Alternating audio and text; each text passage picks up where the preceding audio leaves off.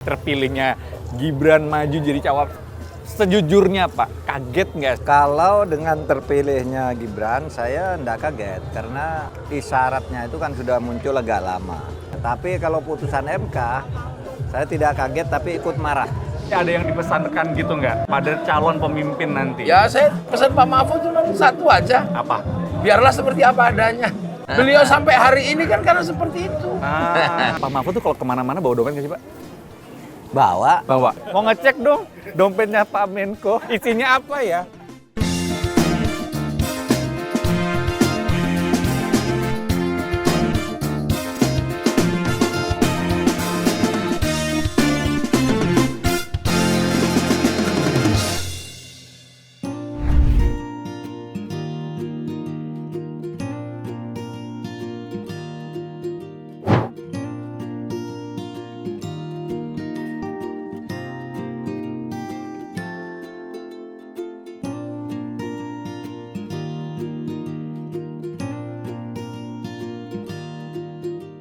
Selain giat untuk melakukan kegiatan keliling bertemu dengan warga, Pak Mahfud ini juga lagi giat-giatnya olahraga. Ya Pak ya, lagi giat olahraga. Ini Bukan hari. lagi giat-giatnya, Oh, enggak? memang setiap saya ke daerah, ke kota manapun, saya ambil 1 jam untuk olahraga. 1 jam buat olahraga. Paling nggak berarti kayak satu minggu sekali? Seminggu 3 kali. Oh, 3 minimal. kali? Wow, Minimal luar biasa. 3 kali. Seminggu 3 kali buat olahraga. Iya. Karena emang harus dipersiapkan fisik ya Pak? Iya, karena kan akal sehat tuh ada di tubuh yang sehat kan. Oke. Ya kan, Betul. kalau tubuhnya enggak sehat, sehebat apapun akal kita enggak produktif juga. Ya kan? Apalagi sekarang mau kampanye, jadi makin padat jadwalnya. Bener Iya, nggak? Makin padat. makin padat, betul. Bener ya? Dari jam ke sekarang saya kalau membuat jadwal itu dari jam ke jam. Jam sekian dia. Kalau kemarin dari hari ke hari. Sekarang dari jam ke jam. Bisa 1 hari itu bisa di 3 kota. Luar biasa. Padahal kampanyenya belum resmi mulai dari Ya. KPU. Tapi udah rasa capek belum? Ya capek juga. Capek juga. Tapi Pak. saya mudah tidur kok. Oh udah. Di Jadi mobil gampang. tidur, di pesawat tidur gitu. Kata orang pelor gitu ya? Iya, Nempel molor. nempel molor Pak, ini ya. kan dari tadi kan banyak dia mintain foto segala Iya. macam. Nah. Saya mau nanya sih. Nah, Mendingan ngurusin masalah, diskusi segala macam yang hard gitu, apa ngurusin ini, ngelayanin foto selfie capean mana? ya sama aja kan ada waktunya. Oh. Seperti selfie kayak gini kan kalau kebetulan olahraga kayak gini aja. Tapi kalau ngurusin diskusi juga ada forumnya sendiri. Semua harus dilayani, itu bagian Harus dari dilayani. hidup kan. Tapi menikmati Pak. Ya, dia harus dinikmati. Harus dinikmati. Tidak boleh marah, tidak boleh emosi karena malah merusak tubuh kan emosi itu. Oh, make sense. Iya. Benar. Oh. Pak, ngomongin soal kampanye, walaupun belum mulai secara resmi, tapi kan sebenarnya udah keliling-keliling ya, ketemu sama warga. Nah, itu bisa dikategorikan sebagai kampanye lah ya. Enggak. Oh, enggak juga ya? Ketemu warga aja? Enggak, ini kan sudah biasa rutin saya rutin. lakukan. Kalau Anda lihat yang lain, menteri-menteri yang lain kan juga udah sejak 2 tahun lalu kayak gini ketemu publik, bicara soal politik kan udah biasa tuh. Biasa, Iya kan? Ya, ketemu sama orang. Iya. Nah, nantinya ketika kampanye akhirnya resmi dilakukan, yang kebayang sama Pak Mahfud, pengen kampanye kayak gimana sih Pak? Mendingan ngumpulin massa, pokoknya setiap saya datang harus massa ngumpul, atau mendingan kelompok-kelompok kecil tapi hard talk gitu, deep talk gitu. Masa penting juga ada, saya kan punya waktu 9 hari cuti ya. Mungkin separuh dari itu digunakan untuk masa, separuh sisanya dialogis tertutup. Lalu juga ada lagi jalan-jalan kayak gini. Iya. Jadi buat imbang gitu ya. Imbang ya. Nah, kira-kira lebih suka gaya yang mana? Itu dia kan keberimbangannya. Tapi kalau secara pribadi, Pak Mahfud lebih suka gaya yang mana? Saya lebih, Waalaikumsalam. ayo, makasih. Ayo Pak. Lebih menikmati diskusi sebenarnya karena saya orang kampus. Tapi yang kalau begini, kalau diskusi itu diskusi tertutup, nikmat dalam arti serius, gunakan otak. Tapi kalau kayak gini juga dinikmati karena kehidupan bermasyarakat yang yang ringan gitu ya. Kita bisa bertemu masyarakat, ngobrol, bergurau gitu, itu bisa. Jadi bagi saya sama aja. Yuk. Nah, Kemudian ketika misalkan apapun gaya yang dipilih, apapun yang disukai dan dijalani, Pak. Nah, pasti kan butuh budget ya. Butuh budget. Padahal kemarin itu Pak Mahfud sempat bilang bahwa enggak, saya itu nggak ngeluarin uang apa-apa untuk pencawapresan ini. Terus dapat dari mana budgetnya, Pak? Kalau untuk saya sendiri kan punya uang lah kalau hanya untuk jalan-jalan, naik tiket. Kan saya punya daftar LHKPN ya. Betul. Dari situ kan bisa Kemarin dihitung. gede juga Tapi loh. yang ikut-ikut nih seperti ini orang ketemu saya kan datang sendiri. Bukan diundang gitu ya. Ya. Kita sambil duduk ya, Pak. Pak, tadi ngobrolin lanjut tadi soal masalah budgetan. Betul ya, di LHKPN kemarin Maret dilaporin ada 29,54 miliar. Itu akan digunakan juga untuk biaya-biaya kampanye ini? Enggak, biaya kampanye itu kalau keperluan kampanye itu kan sudah ada TPN ya. Ada TPN. Namanya Tim Pemenangan Nasional. Harus dia yang mengelola dan dia yang bertanggung jawab seluruhnya. Nah, untuk keperluan saya pribadi, ya saya sendiri dong.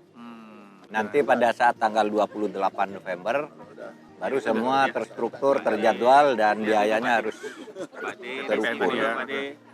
Ayo. Minta doanya Pak De. Minta doanya Pak De.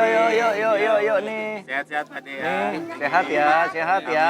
Amin. Namanya siapa? Namanya siapa? Namanya siapa? Namanya siapa? Namanya siapa?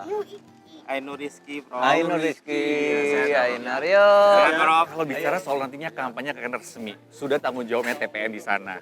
Nah, Pak Mahfud itu kan terkenal dengan orang yang lurus, bersih dari korupsi lah, apa segala macam.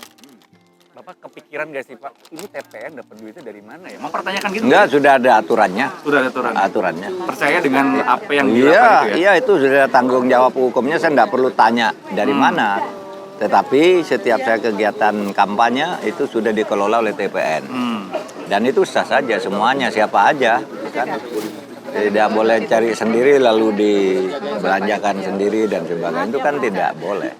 Kalau TPN itu institusi yang oleh undang-undang dibenarkan kan, untuk mengelola termasuk pencarian dana sponsor, dana kegiatan. Yang biasanya kalau saya banyak sih, kalau begini kan bukan rahasia lagi, orang-orang mau nyumbang kan gitu. Ya, Nah, betul. kalau saya bilangnya ya lewat TPN saja, nanti kegiatannya dalam bentuk natura. Apa bentuknya? Misalnya mau ada gedung kampanye ya diadakan untuk mengundang artis, bikin panggung, nyewa sound system. Nah itu semuanya. Kalau saya tinggal datang aja kan. Ketika ada orang yang mendukung, ya kita nggak bisa menafikan ya Pak ya. Kadang-kadang ada keinginan untuk yang gue mau ngasih ke Pak Mahfud karena one day if Pak Mahfud yang terpilih, saya mau nitip sesuatu. Nah, gimana caranya Pak Mahfud bisa menjaga itu tadi, bahwa betul tidak langsung ke Pak Mahfud lewat TPN dan semuanya terstruktur. Tapi kan ada juga orang-orang yang berniat seperti itu. Bagaimana Pak Mahfud Ya nanti bisa saja. menghalau itu? Bisa saja itu kan, tapi saya kan tidak terikat ya. Misalnya begini, Pak, saya mau nyumbang Bapak, saya simpati pada Bapak dan sebagainya, saya tunjuk itu ke TPN, alamatnya di sini gitu. Nanti silakan diatur bentuknya apa, kan gitu aja. Saya tidak boleh. Nah, kalau TPN, Tim Pemenangan Nasional, itu kan memang sudah ada form dari KPU. Dana dari mana, tanggal berapa, digunakan untuk apa, kan gitu. Dulu tahun 19? 2014, Oh yang 14? ketika saya jadi timnya satu paslon gitu, banyak orang datang bawa uang berkoper-koper. Wow. Iya, kayak sekarang saya waktu itu ketua tim nasional Iya. berkoper-koper, Pak saya mau nyumbang. Lalu saya bilang enggak boleh. Itu tuh ada tim keuangannya menghadap ke sana gitu. Karena itu bisa bahaya juga kan, ada orang bawa koper buka uang Iya, lalu ditangkap, itu dia makanya. ditangkap kan. Saya bilang jangan, di sini itu ada timnya. Ini bendaharanya si ini, formulirnya nomor sekian kamu minta. Kalau misalkan ada kecurangan, ada kesalahan apa saja, bendaranya yang tanggung jawab. Iya dong, dia yang harus bertanggung jawab. Oke. Masa kontestan? Jadi dia makanya harus sehat. Termasuk konsekuensi bagi kontestan yang dibendaharai dan sebagainya, kan dia yang bertanggung jawab. Tapi itu sudah ada mekanismenya semua, dipertanggungjawabkan. Oke, itu menarik ya. Nah, ngomong-ngomong soal budget-budget ini, aku pengen penasaran. Pak Mahfud tuh kalau kemana-mana bawa dompet nggak sih Pak? Bawa Bawa sendiri atau dititipin? ini dompet. Oh ada, mau ngecek dong dompetnya Pak Menko. Isinya apa ya? Oh ada duitnya. Ada loh, berapa Pak? Ya, Selalu segini ngasih berapa? aja. Selalu ngasih cash berapa di situ? Enggak, paling satu gitu. Ini tapi kan ada ini kredit cardnya ini. Oh, di kredit cardnya loh. Kredit juga ternyata Ini, Pak Mahfud. Iyalah. Biasanya kalau kayak gini, tapi kalau bisa kayak beli apa gitu, ajudan yang ngurus. Nah, ajudan yang ngurus. Jadi itu buat Kan sudah pegangan. dikasih, iya kan sudah dikasih uang dapur. Oh. Iya tanya aja nih ada ajudan dah. Saya tuh di kantor, ini ada keperluan untuk kantor. Itu ada bendahara. Tapi saya panggil bendahara biro umum. Saya titip uang nih. Setiap keperluan pribadi saya dicatat dan dikeluarkan dari sini. Even obat, sabun, apa yang kalau di tengah jalan saya harus beli itu pribadi. saya Itu bilang. pribadi. Iya. Oke. Berapapun diminta. Kalau tidak kamu tagihkan, berarti kamu melanggar hukum. Saya bilang, saya pecat. Gitu aja. Saya kerja sama Pak Mahfud, serem juga ya. Enggak, jadi saya punya bendahara yang pegang uang yang kantor misalnya sudah ada nih. Tapi yang di sana, saya yang titip uang itu, gitu kan. Kadang-kala saya di jalan kan beli Ya, cemil-cemil produk gini, ya, gitu ya. produk kerajinan tangan daerah gitu kan. Ya itu. Oh, itu yang pribadi masuk situ ya. Pak, sukses Prof. Sekalian. Pak Mahfud sambil makan, saya mau nanya ke warga. Ya boleh ya sambil Pak Mahfud bilang, Pak, Pak Mahfud tahu kan ya mau jadi cawapres ya? Tahu sekali. Tahu sendiri. Mau harapannya apa nih mumpung ada Paknya di sini? Ya seperti komitmen dari Prof. Mahfud, dari penegakan hukum, terutama yang sekarang, apalagi sekarang posisinya lagi. Emang ya kenapa kurang- menurut Bapak penegakan hukumnya kenapa? Ya ini kan banyak kasus, terutama mungkin di atas ya, kalau di bawahnya kita nggak tahu ya, itu banyak yang belum diselesaikan. Jadi, dengan ada Prof. Mahfud kemarin, masyarakat bawah itu tahunya ketika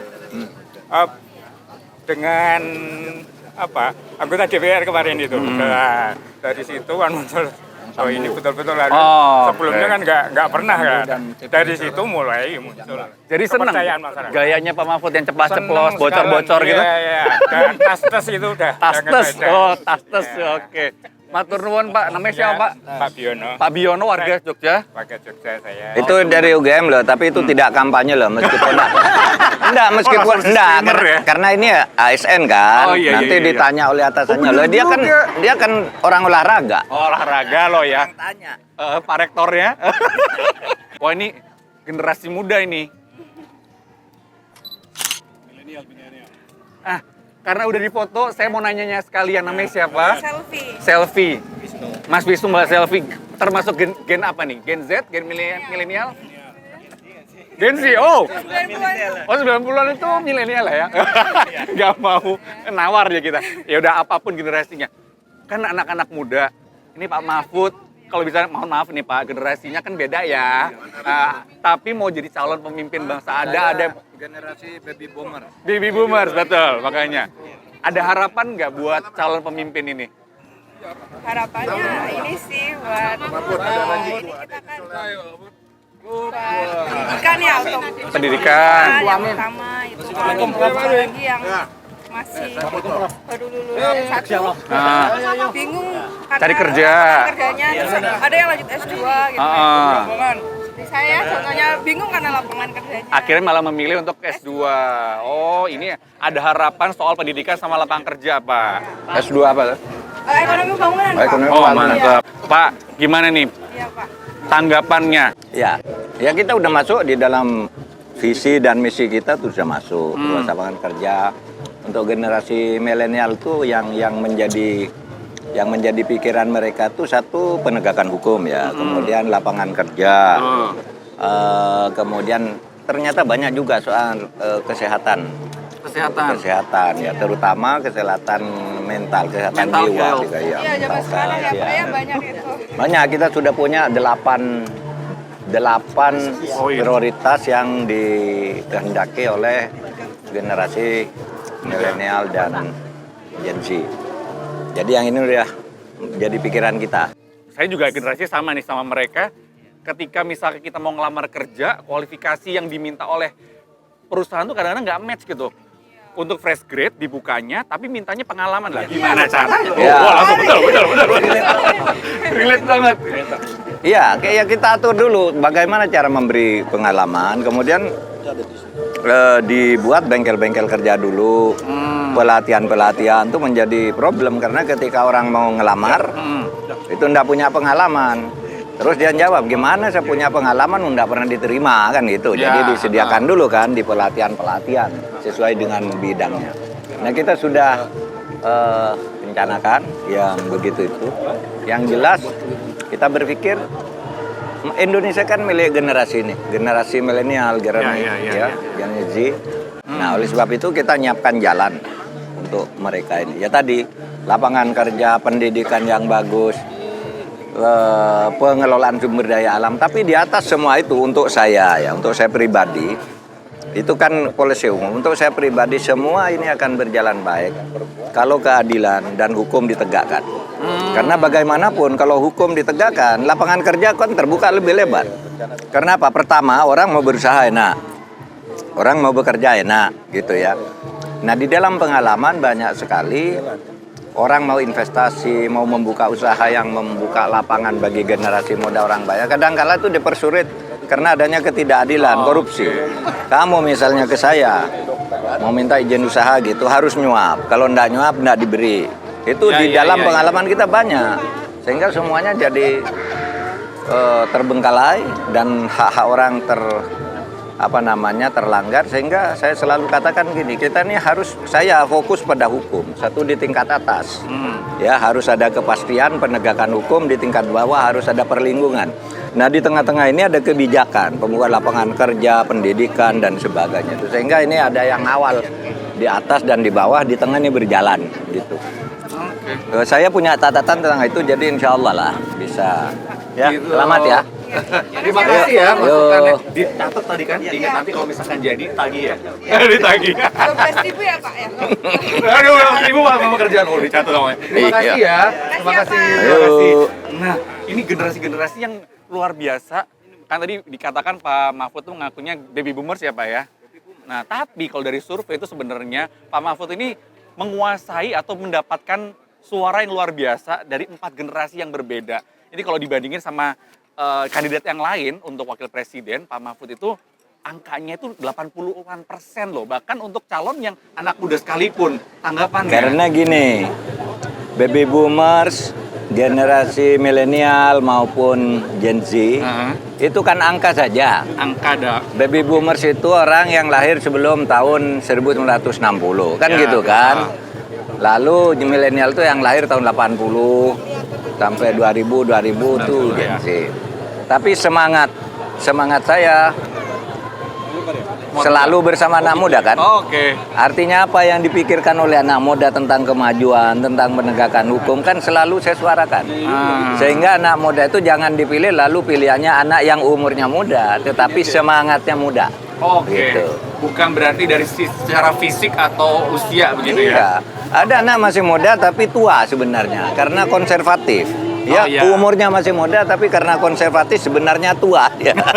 Tapi ada orang tua, semangat jiwanya muda dan ngerti aspirasi anak muda itulah.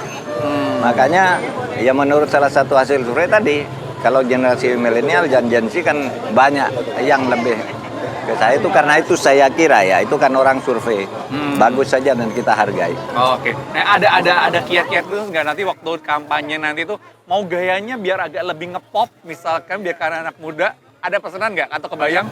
Iya sudah pasti ya kan ada tim kampanye itu hanya memberitahu aja kalau kampanye di forum ini ya. Kalau kampanye di forum ini, monggo. Kampanye di forum ini bajunya ini, sepatunya ini. Kalau kampanye di sini itu ada itu pasti ada yang nyusun ya, ada yang pasti ada. Akan pasrah dengan semua susunan itu. Misalnya disuruh pakai warnanya, ngejreng bukan warna bapak gitu. Enggak, saya enggak pasrah. Ya, pasti mereka tahu. Mereka tahu selera saya. Sebelumnya saya beritahu saya tidak suka ini, tidak suka ini misalnya.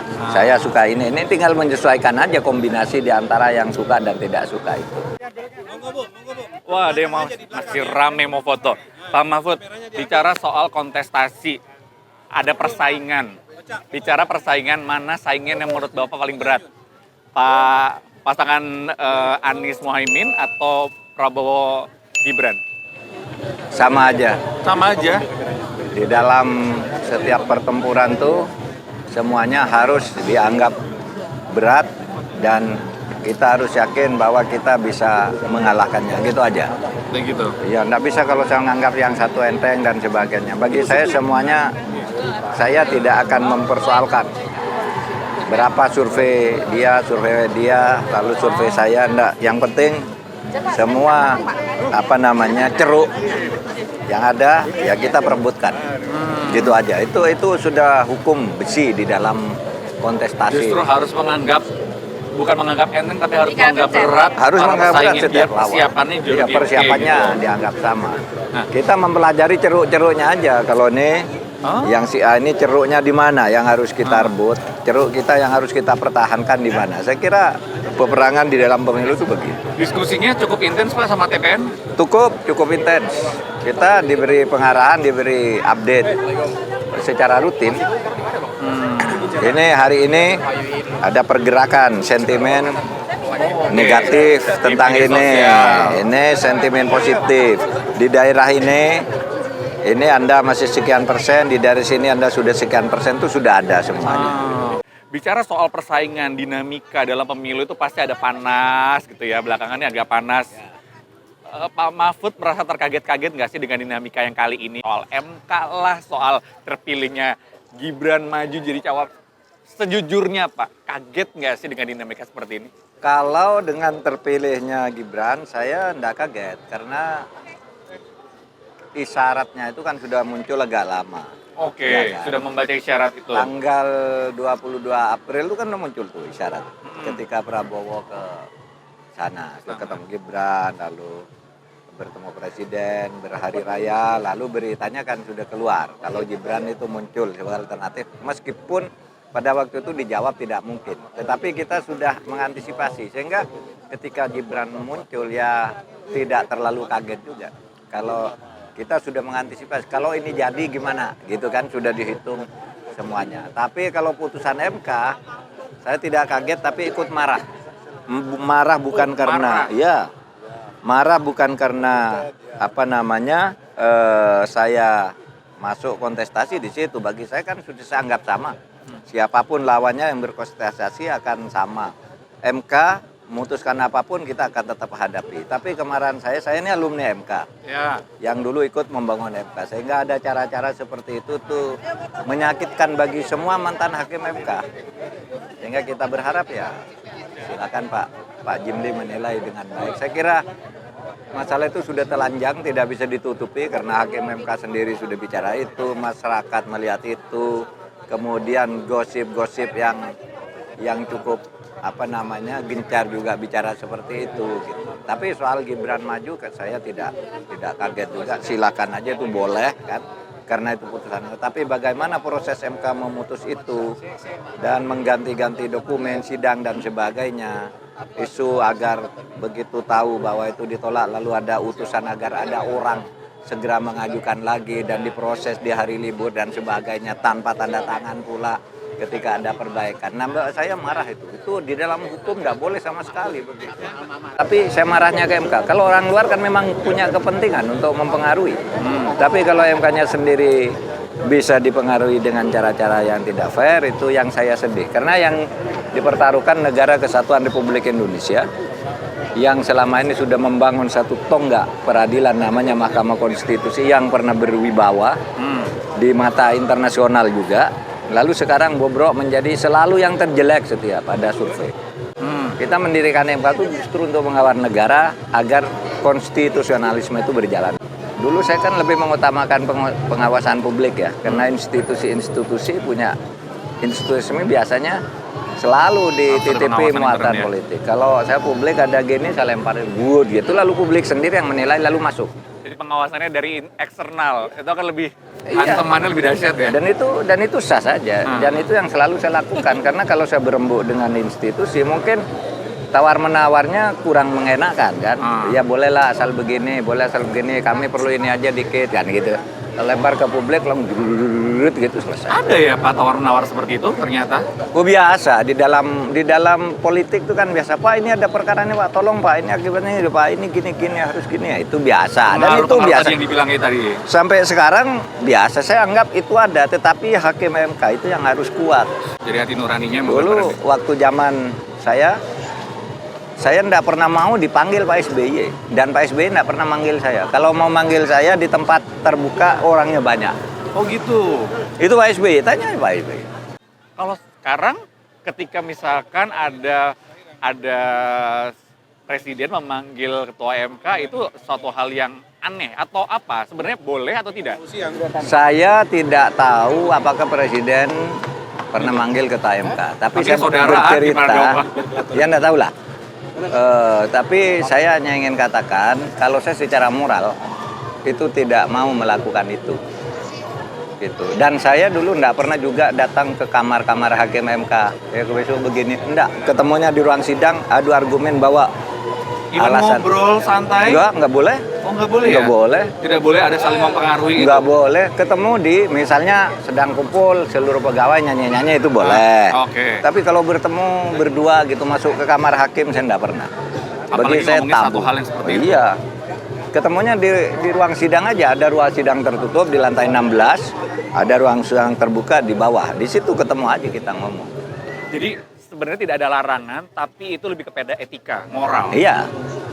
Tapi kalau larangan ketemu dengan orang berperkara memang dilarang. Oh iya. Bukan hanya etika, kalau itu larangan hukum. Ada aturannya kalau itu. Iya, berkomunikasi, ya, bicara-bicara tidak boleh. Kalau soal kemarahan Bapak yang barusan disampaikan, pernah ngobrol nggak sama Pak Jokowi? Ya, yang terakhir nih enggak pernah ngobrol. Ini kan sudah situasinya politik ya, dan nama Pak Anwar Usman sudah sering disebut-sebut. Kemudian saya sudah mulai disorot sebagai salah satu kontestasi.